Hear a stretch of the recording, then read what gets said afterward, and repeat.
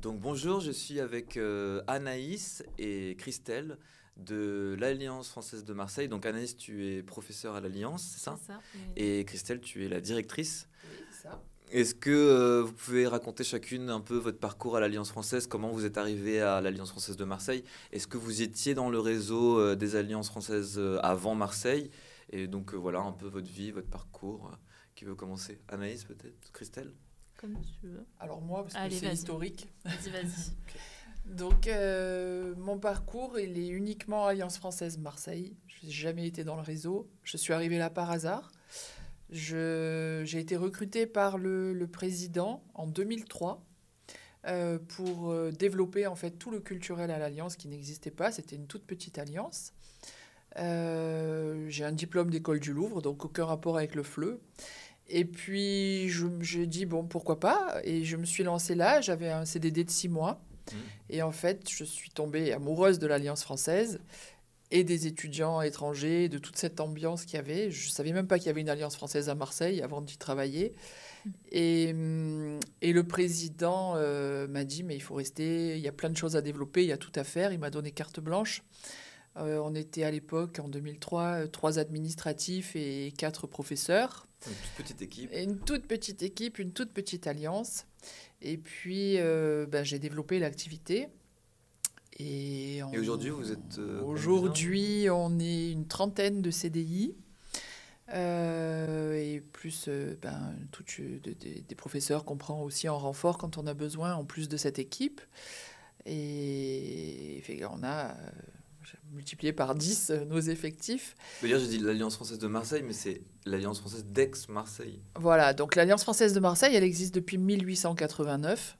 Elle a été créée par la Chambre de commerce et d'industrie de Marseille. Et puis, donc c'est vraiment une institution qui est en place depuis longtemps. Et ayant développé donc, cette Alliance de Marseille depuis mon arrivée, j'ai pris le poste de direction en 2011, quand la directrice est partie. Et j'ai développé, et puis bon, au bout d'un moment, je m'ennuyais un peu, j'allais dire. J'avais bien développé mon alliance, et je me suis dit, mais pourquoi pas faire une annexe à Aix-en-Provence? Et donc, en juillet 2013, j'ai trouvé des petits locaux en plein centre, tout petits aussi. On avait 2 salles de classe, un accueil. Et l'aventure est partie comme ça. Et puis, en fait, ça a très vite fonctionné. Et 4 ans après, on a déménagé. On a aujourd'hui 400 mètres carrés, en plein centre. Et plein d'étudiants, plein de groupes. Magnifique. Et donc Anaïs, toi, tu es arrivée quand à l'Alliance de Alors moi, Aix-Marseille? je suis arrivée il y a à peu près 2 ans. J'intervenais au début en auto-entrepreneur, je faisais des remplacements, j'intervenais pour les examens du DELF et du DALF. Et puis finalement, je suis restée. Là maintenant, je suis employée donc en tant que prof de FLE aussi chargée d'ingénierie pédagogique. Et voilà, et ça se passe très bien. Je suis très contente d'avoir intégré l'équipe. Voilà, on ne s'ennuie pas. Il y a beaucoup, beaucoup de travail. Mais avant ça, j'avais connu un petit peu le réseau d'Alliance, parce que j'ai travaillé aussi aux Philippines, à Manille, à l'Alliance française, là-bas pendant presque 1 an. Grosse alliance, petite alliance? Petite alliance, enfin moyenne alliance, on va dire, ouais. À l'époque, ouais. Et puis voilà, après quand je suis rentrée en France, je voulais quand même continuer dans le réseau. Tu as une formation en FLE, en didactique? Alors, ou de base, autre chose? je suis traductrice, donc trilingue, anglais-espagnol. J'avais mon master 2 de traduction. J'ai toujours aimé les langues, ce domaine-là, mais c'est vrai que la traduction, au bout d'un moment, c'est un métier très solitaire. On est vraiment seul devant son ordi à traduire, et il me manquait quelque chose, j'avais besoin de contact. Et un peu par hasard, j'ai atterri en Espagne dans une école de langue à enseigner l'anglais et le français. J'ai adoré ça, je me suis dit, il faut que je me forme. Donc après, j'ai passé un DAFLE, donc de l'Alliance française de Paris. Et par la suite, j'ai enseigné de manière officielle. Et voilà, et puis j'ai pas arrêté. Ça a vraiment été un gros coup de cœur, quoi, le FLE. D'accord. Ouais, voilà. Et au niveau des profils des étudiants et des cours que vous offrez à l'Alliance, est-ce que donc il y a beaucoup de cours de français professionnel, des cours de français, je sais pas, d'intégration, un public peut-être d'immigrés, comment ça se passe? C'est très mélangé. J'avoue que le français professionnel, c'est assez récent. Enfin, ça fait 5-6 ans que ça se développe. Okay. Quel type de secteur, d'entreprise? Alors, évidemment, dans le maritime, on est un port. Donc tout prend son sens avec le FOAF. C'est vrai. Et notre kit On pourra en sur parler. le fret maritime, on pourra en parler. On a aussi beaucoup de diplomatie. Marseille, c'est une grosse ville consulaire. Ah oui. Énormément de consuls à Marseille. Le football. Le football, on travaille pour l'Olympique de Marseille. Voilà. Ballet national. Le ballet national de Marseille. Enfin, on a vraiment, enfin, c'est assez étendu et on commence à être connu pour ça à Marseille. Donc ça, c'est intéressant. Et puis ensuite, on a Marseille, c'est un peu particulier. On attire assez peu les groupes pour les séjours linguistiques, j'allais dire. Et encore que maintenant, ça se développe. J'allais dire Marseille attire un peu de plus en plus. Ouais. Donc on a vraiment une clientèle qui est sur place. On a vraiment des apprenants étrangers qui se sont installés à Marseille, qui ont envie de s'intégrer, qui travaillent là. Et par contre, à Aix, c'est le contraire. On attire énormément les séjours linguistiques. C'est une ville très propre, très provençale, toute petite, Oui, sécurité. c'est un autre type de public là-bas. Voilà. Donc on a vraiment un public très mélangé. On a environ 1700 étudiants différents par an entre Aix et Marseille. Et on a 96 nationalités représentées chez nous et c'est ce qui rend justement le travail intéressant. C'est ce mélange des cultures dans nos alliances. Et au niveau des séjours, donc vous recevez des gens de partout, d'alliances dans le monde. Est-ce que vous avez établi des partenariats avec des pays en particulier ou c'est vraiment, ça vient du monde entier? Ça vient du monde entier. On n'a pas de partenariat particulier. Ils sont envoyés soit par des alliances françaises, soit par des lycées français à l'étranger. Voilà. Ok. Est-ce que vous auriez une anecdote, toi Christelle en tant que directrice ou Anaïs en tant qu'enseignante, à l'Alliance française d'Aix-Marseille? Oui. Alors on a des anecdotes tous les jours quand même. On en a pas mal. On s'ennuie jamais. On peut en raconter 2 ou 3. Bien, voilà. Alors écoutez, la plus marquante, j'allais dire, pour moi, c'était au début de mon poste de direction.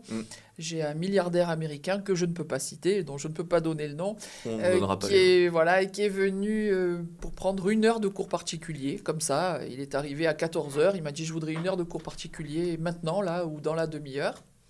J'ai trouvé une enseignante qui était disponible, heureusement, dans mes locaux, qui allait partir. Je lui ai dit, est-ce que tu peux rester? Il faut donner 1 heure de cours particulier. Donc là, tout de suite, il fallait le cours. Donc, il a tout payé comme ça, en liquide. Je les ai mis dans la salle à côté de mon bureau, qui était la seule salle disponible. Au bout d'1 heure, ils n'étaient toujours pas sortis. Au bout de 2 heures, non plus. Au bout de 3 heures, ils sont ressortis de la salle. Et elle m'a donné sa démission. Et elle est partie avec lui. Et ils se sont mariés, et ils sont tombés amoureux, voilà. C'est incroyable. Oui, voilà. Et donc elle habite toujours sur l'île de Martha's Vineyard aux États-Unis, dans la maison de son milliardaire. D'accord. Et je peux me permettre de demander ce qui s'est passé dans la salle de classe Un coup de foudre. En fait, ils ont parlé de tout. Mais c'était vraiment un cours de Oui. J'ai pas entendu de bruit suspect. J'ai bien écouté parce que j'étais intriguée, mais non. C'est un cours qui a duré plus longtemps que prévu. C'est ça, en fait, ils se sont racontés leur vie. Ouais, voilà. C'est incroyable.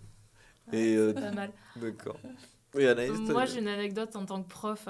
Voilà. C'est quand j'étais à l'Alliance française de Manille. C'était mon premier cours avec un groupe. Et on parlait je sais plus, de rangement, je sais plus vraiment la thématique, mais à un moment, je leur dis oui, c'est vrai que moi, quelquefois, je suis un peu maniaque chez moi. Donc, maniaque pour moi. Et là, je les vois tous me regarder bizarrement, et puis ils se mettent à rire. Donc, je leur dis qu'est-ce qui se passe? Non, mais en fait, maniaque, madame, en philippin, donc en tagalog, ça veut dire nymphomane, quoi. Et donc là, voilà, pour le premier jour, c'est pas mal. les présentations sont faites. C'est ça, hop. Donc voilà, c'est resté après, c'était assez drôle. Les joies des profs de philo. Ouais. D'habitude, c'est les élèves qui font ce genre de... C'est vrai. Là, c'était moi. Ouais, c'est pas mal. Et alors, comment vous êtes arrivé au projet FOAF? Qu'est-ce qui vous a intéressé dans le projet de faire du français professionnel? Et donc, on parlait du fret maritime. Peut-être que tu vas en parler, Christelle, le partenariat avec CMA, CGM. Alors, déjà, tu as été persuasif. Ah oui, merci. Non, mais ton projet était super intéressant, je trouve. Et c'était pour nous l'occasion, justement, de développer un outil qu'on n'a jamais le temps de faire. En fait, on est toujours pressé par le temps. Et j'avoue que le fret maritime, c'est quelque chose qui nous touche personnellement. On est effectivement, Marseille est le premier port de France. Et il était logique qu'on parte dans ce sens. Et on n'a jamais le temps de se poser. Hein. On a toujours plein de projets. Et là, avec ton FOAF, effectivement, on s'est dit, c'est pour nous. Ouais. Et effectivement, on aimerait travailler plus avec la CMA-CGM. Vous avez déjà des cours là-bas? Alors, pas sur place. On a de temps en temps des cours particuliers, des gens qui viennent chez nous. Mais on aimerait effectivement beaucoup développer nos cours de français pour cette compagnie qui est énorme. Marseille. D'accord. Est-ce que vous voulez parler un peu du kit? Qu'est-ce que vous avez développé comme thématique? Donc en fait, on est parti sur 3 séances de 2 heures pour des niveaux intermédiaires avancés, plutôt B1+, B2. Okay. Et dans la première séance, on rentre dans la thématique, on va utiliser un support une vidéo sur toute la logistique, enfin pas la logistique, mais le processus de chargement en fait de fret, avec des petites mises en situation, des jeux de rôle, etc. La deuxième séance, ça va plus être basé sur tout ce qui est logistique, et là on va aller vraiment les mettre en situation et faire une étude de cas. Et puis la dernière partie, on va faire une réflexion sur l'impact environnemental, et voilà, toute une séance vraiment là-dessus avec une réflexion et puis un petit débat. Donc assez intéressant. Ouais. Et je pense qu'il y a beaucoup de choses à faire en fait sur le fret. Vous êtes aidé justement des salariés de CMA ou des experts ou des... Alors malheureusement non, on n'a pas pu vraiment rentrer en contact avec eux directement, mais on a fait beaucoup de recherches, et puis on espère qu'on va pouvoir les faire participer à l'événement début juin. Oui, donc le kit aura lieu en juin, c'est ça? Oui, c'est ça. Donc les 3 dernières semaines de juin, et l'événement sera début juin. Donc voilà, mais rien n'est encore terminé. Donc, non, on a encore un peu de temps. Ouais, c'est normal. Ouais. Et donc au niveau de l'événement, est-ce qu'il y aura justement des gens de CMA? Alors, mal à le dire. Alors nous, à Malte, on a aussi oui. CMA-CGM. Ouais. Et donc c'est vrai que c'est intéressant pour nous de faire des connexions entre Malte et Marseille, puisque Malte est aussi une ville portuaire. Ouais. Et donc, est-ce qu'il y aura peut-être des salariés? Oui. Donc oui, on a prévu effectivement d'inviter une personne de la CMA-CGM. On va essayer d'avoir une personne du port autonome de Marseille. Ah oui. Quelqu'un peut-être de bien placé par notre président, là, par le conseil d'administration de l'Alliance française. On va essayer d'avoir ça. On a Campus France. Campus France qui voilà, sont présents. Ouais, Campus France qui est vraiment un partenaire important de l'Alliance. Oui. Ouais. Et d'accord. Et donc ça aura lieu donc début juin. Début juin à l'Alliance. À l'Alliance. Donc vous allez faire l'événement en présentiel et qui sera rediffusé sur Internet. Oui, sur notre chaîne YouTube. Voilà. Ah, c'est bien. Ça promet, en tout cas, c'est un beau programme. Ouais, on a hâte. Merci Thomas. Merci à vous. Et dans les futurs projets, alors je peux pas vous demander vos impressions de Malte parce que vous venez juste d'arriver, donc vous avez peut-être vu juste l'hôtel. On a vu Malte de nuit. De nuit, est-ce que c'est pas mal de nuit? C'est pas mal. Et l'hôtel qui est très bien. Et vous êtes jamais venu avant? C'est votre première fois? Moi, c'est ma deuxième. Alors je suis déjà venue, mais j'étais en week-end en fait. Il y a 4 ans de ça. Ouais. D'accord. Ouais. Donc tu vas peut-être voir l'évolution aussi de Malte, parce qu'apparemment c'est très dynamique, ça change beaucoup, il y a beaucoup de travaux. Ouais, j'ai eu l'impression qu'il y a eu des constructions qui ont poussé là dernièrement. Non, mais je suis contente de revenir. Le changement. Ouais. D'accord. Et donc toi, Trissa, c'est la première fois? Première fois. Je reviendrai. Ouais. Puis il y a des vols directs donc depuis Marseille. Oui, vol direct avec Ryanair. Avec Ryanair. C'est une belle expérience. Oui. Oui. Un petit changement de roue. Changement de roue au décollage. Voilà. Est-ce que j'ai une dernière question? Est-ce que vous avez des projets à l'Alliance française de Marseille que vous voudriez évoquer, ou des choses importantes que vous avez développées? On n'a pas parlé des stages pour les professeurs de FLE. Peut-être que oui, alors là, on est en train effectivement de développer de plus en plus la formation de formateurs.